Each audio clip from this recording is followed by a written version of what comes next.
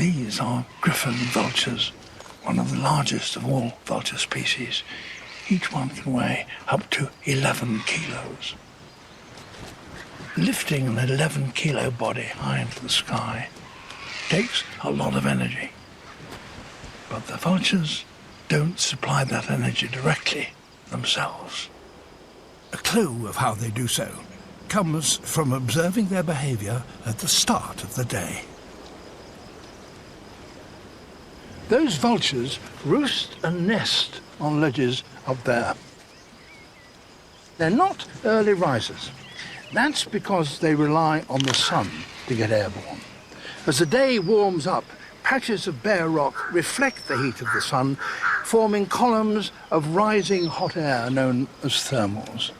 And the vultures know exactly how to exploit those thermals to be carried high in the sky with the minimum of effort.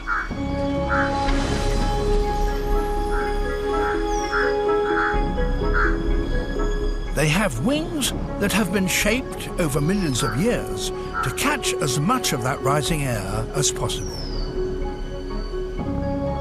They're huge, very broad, with a span of over 2 meters.